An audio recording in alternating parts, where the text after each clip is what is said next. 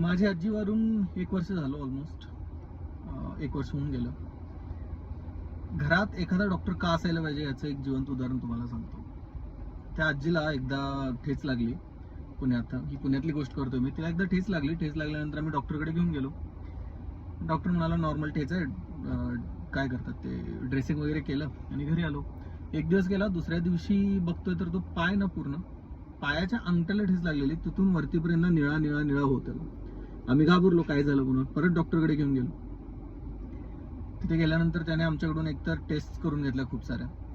आम्ही खूप सारे टेस्ट केले, ऑलमोस्ट 30-40 हजारच्या, म्हणजे CT स्कॅन, MRI, जितक्या टेस्ट होत असतील ते सगळ्या. त्याला बघायचं होतं की कुठे मेंदूपासून कोणती नस ब्लॉक झाली आहे का, पायापर्यंत पोहोचत नाही का, त्याला काय काय चेक करायचं होतं. मी सगळं केलं. सगळं केल्यानंतर रिपोर्ट्स यायला ऑलमोस्ट 1 दिवस गेला. नंतर 2 दिवसानंतर, म्हणजे टोटल 3ऱ्या दिवशी जास्त निळा निळा होत गेला पाय. तर आम्ही रिपोर्ट्स पण आले डॉक्टरकडे. आम्ही गेलो डॉक्टरकडे रिपोर्ट्स घेऊन, म्हणजे त्याच्याकडे डायरेक्ट आलेले. आम्ही आजीला घेऊन गेलो. तिथे गेल्यानंतर त्याने आम्हाला सांगितलं की मी तुम्हाला एका प्रतिष्ठित हॉस्पिटलचा नंबर देतो, पुण्यातलंच एक प्रतिष्ठित हॉस्पिटल अगेन. तिथे जा आणि तुम्हाला ऑपरेशन करावं लागेल आणि मोस्ट प्रोबेबली पाय तुम्हाला काढावा लागेल, कारण हे गँग्रीन आहे आणि असंच वाढत जाईल. 2 दिवस काही विचार केला नव्हता नॉर्मल काय असेल म्हणून. पण 2 दिवसानंतर मग माझा एक मित्र आहे, त्याची मैत्रीण डॉक्टर आहे, मी तिला फोन केला असंच झालं म्हणून. तर तिचा एक मित्र जो न्यूरोलॉजिस्ट आहे, न्यूरोसर्जन आहे, त्याला फोन केला. तो मिरजेत आहे, इथून ऑलमोस्ट 300 किलोमीटर पुण्यातून. तर त्याने रिपोर्ट्स वगैरे बघितले आणि आम्ही अजून हॉस्पिटलमध्येच होतो इथे पुण्यातल्या.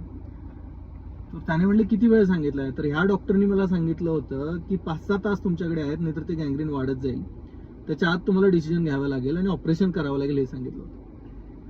मी त्या मिरजेच्या डॉक्टरला सेम सांगितलं. त्याने म्हटलं 5-6 तास सांगितलं ना, एक काम कर, आजीला आहे तसं गाडीत घाल आणि इकडे हॉस्पिटलला घेऊन. मी तसंच केलं. मला 4 ते 5 तास लागतात मॅक्स इथून जायला. मी गेलो हॉस्पिटलमध्ये. आम्ही आजीला ऍडमिट केलं. पुढचे 4 दिवस त्यांनी फक्त गोळ्या दिल्या, blood thinner, Ecosprin I guess, आणि बाकीची ट्रीटमेंट केली त्या पायासाठी. आणि 4 ते 5 दिवसात माझी आजी पूर्ण रिकवर होऊन घरी आली. आणि हे पुण्यातले डॉक्टर ऑपरेशन करून पाय काढायची भाषा करत होते.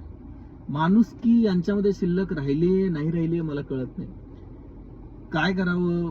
घरात एक डॉक्टर नक्की असावा आणि एक वकील मित्र नक्की असावा, एवढं मात्र नक्की.